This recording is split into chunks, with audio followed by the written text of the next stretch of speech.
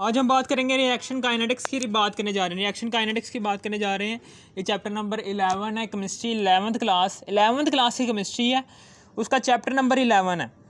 ठीक है ना। रिएक्शन क्या होता है? रिएक्शन दो तरह के होते हैं, एक तो होते हैं रिवर्सिबल रिएक्शन और एक होते हैं इरिवर्सिबल रिएक्शन। रिवर्सिबल रिएक्शन जो उनसे होते हैं, इसमें फॉरवर्ड रिएक्शन और रिवर्स रिएक्शन, यानी कि रिवर्सिबल रिएक्शन आपने पीछे पढ़े हुए हैं चैप्टर नंबर 1 में, 10th क्लास के चैप्टर नंबर 1 में आपने पढ़ा था रिवर्सिबल रिएक्शन क्या होता है, जिसमें फॉरवर्ड रिएक्शन और रिवर्स रिएक्शन। फॉरवर्ड रिएक्शन और रिवर्स रिएक्शन, जिस केमिकल रिएक्शन में फॉरवर्ड रिएक्शन भी मौजूद हो, रिवर्स रिएक्शन भी मौजूद हो, यानी कि रिएक्टेंट मिलकर प्रोडक्ट भी बना रहे हो और प्रोडक्ट दोबारा से रिएक्टेंट बना रही हूँ, ऐसे रिएक्शन को कहते हैं reversible reaction. Reversible reaction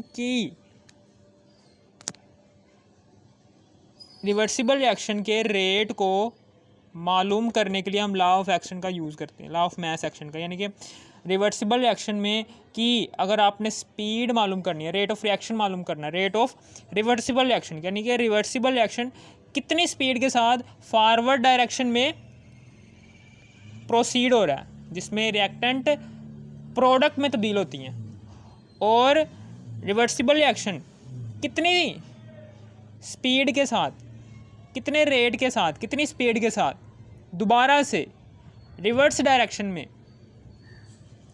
proceed हो रहा है, जिसमें प्रोडक्ट दोबारा से रिएक्टेंट में तब्दील होती है। ठीक है ना।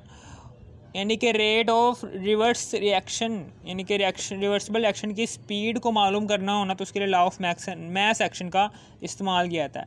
इरिवर्सिबल रिएक्शन में क्या होता है? इसमें सिर्फ और सिर्फ फॉरवर्ड रिएक्शन ही होता है। इसमें रिएक्टेंट मिलकर प्रोडक्ट में तब्दील होती हैं। रिएक्टेंट जो सी होती है वो प्रोडक्ट बना रही होती हैं और प्रोडक्ट दोबारा से रिएक्टेंट में तब्दील नहीं होती। यानी कि इरिवर्सिबल रिएक्शन ऐसे रिएक्शन होते हैं कि जिसमें सिर्फ और सिर्फ फॉरवर्ड रिएक्शन ही हो रहा होता है। रिवर्स रिएक्शन जिसमें प्रोडक्ट दोबारा से रिएक्टेंट में तब्दील हो रही होती है, वो वाला रिएक्शन नहीं होता।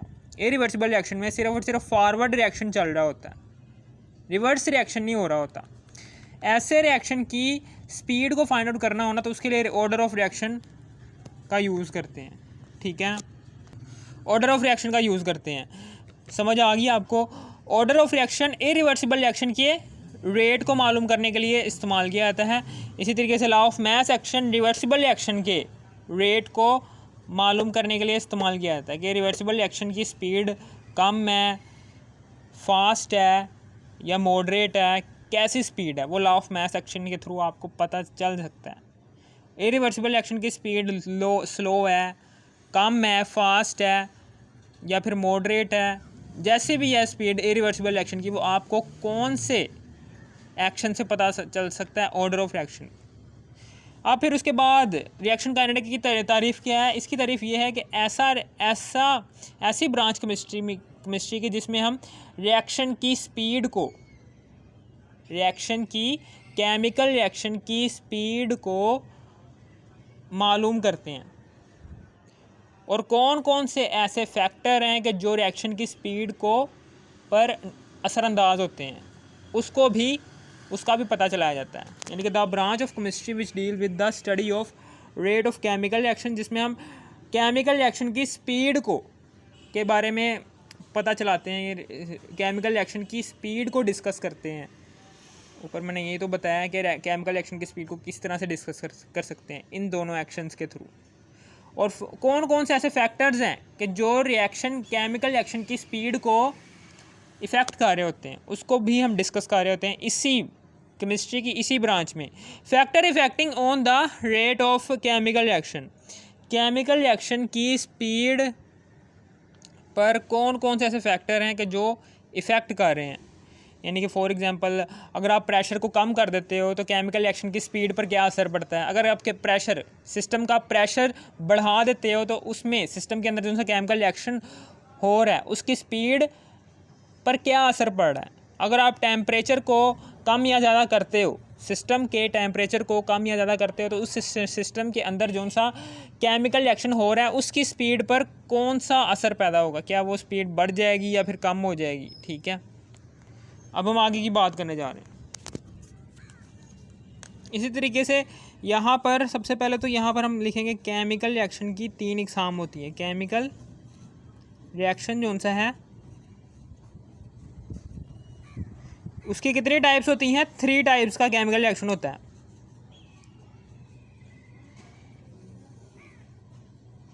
एक केमिकल रिएक्शन का नाम होता है स्लो केमिकल रिएक्शन। CR का मतलब क्या है? Chemical reaction. एक केमिकल रिएक्शन होता है फास्ट केमिकल रिएक्शन, और एक ऐसा केमिकल रिएक्शन होता है कि जो मॉडरेट किस्म का होता है, ना ही ज़्यादा फास्ट होता है ना ही ज़्यादा स्लो होता है। ठीक है, पहले हम स्लो केमिकल रिएक्शन की बात कर देते हैं। स्लो केमिकल रिएक्शन में क्या होता है? इसमें reactant the chemical reaction occur at very slow speed to complete this type of reactions years are required. यानी कि ये स्लो केमिकल रिएक्शन ऐसा रिएक्शन होता है कि जिसमें रिएक्टेंट प्रोडक्ट में कन्वर्ट हो रहे होते हैं लेकिन बहुत ही कम स्पीड के साथ। यानी कि इस रिएक्शन को कंप्लीट होने के लिए सालों की ज़रूरत होती है, सालों लग जाते हैं एक रिएक्शन को कंप्लीट होने में। ठीक है ना, इसलिए इसको नाम दिया गया है स्लो केमिकल रिएक्शन, जिसमें रिएक्टेंट प्रोडक्ट में तब्दील हो रहे हैं लेकिन बहुत ही कम स्पीड के साथ। कितनी कम स्पीड के साथ? यानी कि सालों लग जाते हैं रिएक्टेंट को प्रोडक्ट बनाने के लिए। ठीक है ना, वही इसकी definition. This chemical reaction occur at very slow speed to complete this type of reactions years are required. सालों लग सकते हैं इस केमिकल रिएक्शन को कंप्लीट होने के लिए। ठीक है ना, इसकी एग्जांपल मैं आपको बता देता हूँ। ये है जिसकी एग्जांपल है कि जिसमें हमारे इन्वायरमेंट में आपको पता है कि हाइड्रोजन भी मौजूद है। हमारे इन्वायरमेंट में हाइड्रोजन भी मौजूद है और ऑक्सीजन भी मौजूद है। हाइड्रोजन गैस और ऑक्सीजन गैस आमतौर पर ये दोनों हमारे इन्वायरमेंट में आपस में मिल नहीं रही होती, बहुत ही ज़्यादा मुश्किल से मिलेंगी, सालों लग जाएंगी ये वाटर का एक मॉलिक्यूल बनाने के लिए। यानी कि वाटर के 2, यहाँ पर एक है ना, वहाँ पर 2 एटम्स हैं ऑक्सीजन के, यहाँ पर एक ऑक्सीजन का एटम, मैं यहाँ पर 2 लगा देता हूँ। 2 लगा दिए, एक ऑक्सीजन का एटम जब 2 से मल्टीप्लाई होगा तो 2 ऑक्सीजन के एटम इधर, 2 ही ऑक्सीजन के एटम इधर। लेकिन यहाँ पर 2 दूनी 4, 4 हाइड्रोजन के एटम है, तो मैं यहाँ पर भी 2 लगा देता हूँ, तो 2 दूनी 4, 4 हाइड्रोजन के एटम इधर भी, 4 ही हाइड्रोजन के एटम उधर भी। ठीक है ना, अब ये जो सा केमिकल रिएक्शन है ये बहुत ही ज़्यादा स्लो है, स्लो रिएक्शन है, क्योंकि इन्वायरमेंट के अंदर हाइड्रोजन और ऑक्सीजन आज़ादाना हालत में मौजूद होती हैं, लेकिन ये दोनों गैसेस आपस में जल्दी रिएक्ट नहीं कर पाती। इनको रिएक्शन करने के लिए सालों की ज़रूरत होती है। सालों के बाद वाटर के मॉलिक्यूल प्रोड्यूस करती हैं ये 2 गैसें, हाइड्रोजन और ऑक्सीजन की। ठीक है ना, समझ आ गई आपको?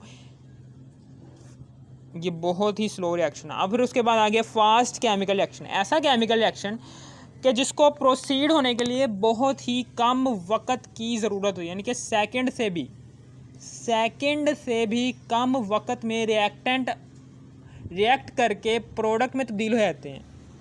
Those chemical reaction occur at very high speed, बहुत ही हैवी स्पीड के साथ ये रिएक्शन हो रहे होते हैं, और with in fractions of second, यानी कि पलक झपकते हो ना, पलक झपकने में जितना टाइम लगता है उस टाइम के अंदर ही रिएक्टेंट कन्वर्ट हो जाते हैं प्रोडक्ट में।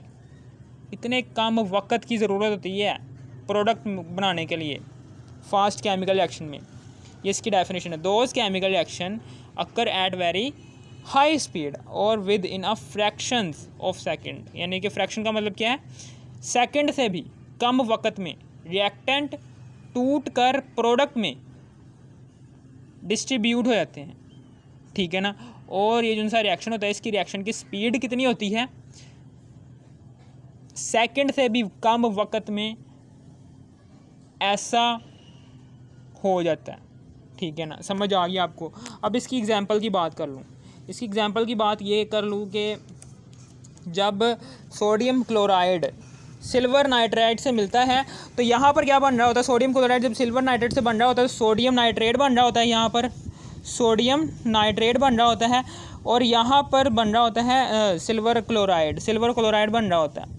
ये वाइट प्रेसिपिटेट होता है, सफ़ेद रंग का पाउडर होता है, ये वाइट प्रेसिपिटेट होता है, ये सफ़ेद रंग का पाउडर होता है, ये AgCl सफ़ेद रंग का पाउडर होता है, ये AgCl जिसमें ये बन रहा होता है। सोडियम क्लोराइड सिल्वर नाइट्रेट से रिएक्ट करता है और सोडियम नाइट्रेट और सिल्वर क्लोराइड बन रहे होते हैं, यानी कि इसमें रिएक्टेंट मिलकर प्रोडक्ट बना रही हैं और ये रिएक्शन बहुत ही ज़्यादा फास्ट होता है, ठीक है ना। और सिल्वर क्लोराइड वाइट सफ़ेद रंग का प्रेसिपिटेट होता है। जब ये सिस्टम के अंदर आपको सफ़ेद रंग का पाउडर फॉर्म में कोई चीज़ नज़र आना शुरू हो जाए ना, सफ़ेद रंग का प्रेसिपिटेट यानी कि आना शुरू हो जाए सिस्टम के अंदर, अगर आपको सफ़ेद रंग का प्रेसिपिटेट नज़र आना शुरू हो जाए, इसका मतलब क्या है, AgCl बन रहा है। जब AgCl बन रहा होगा तो जाहिर सी बात सोडियम नाइट्रेट भी बन रहा है, ठीक है ना।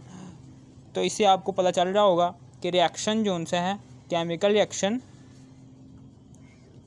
हो रहा है। अगर आपको सफ़ेद रंग का प्रेसिपिटेट 1 सेकंड से भी कम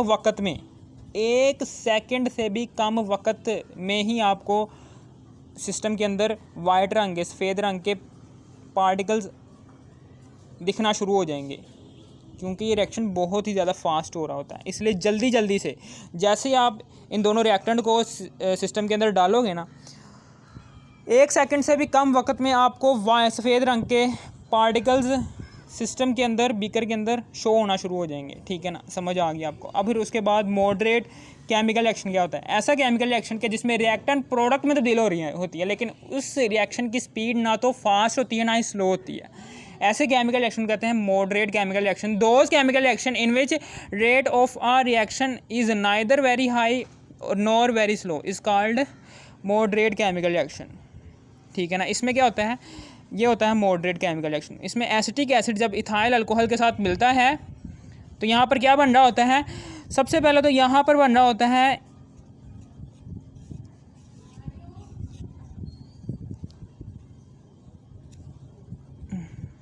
एसिटिक एसिड जब इथाइल अल्कोहल के साथ मिलता है। ये इथाइल अल्कोहल वो वाली शराब जो हम आम इस्तेमाल में पीते हैं, ठीक है ना। एसिटिक एसिड जैसे इसके साथ मिलता है इथाइल एसीटेट बनता है, इथाइल एसीटेट बनता है और ये एक H जब इस OH के साथ रिएक्ट करता है तो एक वाटर का मॉलिक्यूल बन जाता है। इस तरीके से ये रिएक्शन जो सा है ये मॉडरेट किस्म का होता है। इसकी स्पीड ना ही ज़्यादा होती है ना ही कम होती है। अगर आपको इस वीडियो की ज़रा सी भी थोड़ी सी भी समझ आ गई हो, इस वीडियो को कर दो लाइक और सब्सक्राइब और शेयर भी कर देना। थैंक्स फॉर वाचिंग मी, ठीक है ना। ये सारा का सारा मैंने ये समझाया है, केमिकल रिएक्शन की टाइप्स सारी की सारी यहाँ पर डिस्कस की हैं, ठीक है ना। और ऊपर मैंने रिएक्शन काइनेटिक्स की डेफिनेशन की है और यहाँ पर मैंने बताया था कि रिएक्शंस जो से होते हैं वो 2 तरह के इस नेचर में प्रोसीड हो रहे होते हैं। उन 2 तरह के केमिकल रिएक्शन की अगर आपने स्पीड कैलकुलेट करनी है तो उसके लिए 2 तरह के एक्शंस करना ज़रूरी है, ठीक है ना। एक एक्शन है जी लॉ ऑफ मास एक्शन जो सिर्फ और सिर्फ रिवर्सिबल रिएक्शन के लिए होता है, और एक एक्शन दूसरा एक्शन है जी ऑर्डर ऑफ रिएक्शन जो सिर्फ और सिर्फ इरिवर्सिबल रिएक्शन के लिए ज़रूरी होता है। अगर आपको इस वीडियो की ज़रा सी भी थोड़ी सी भी समझ आ गई, इस वीडियो को कर दो लाइक और सब्सक्राइब और शेयर भी कर देना। Thanks for watching.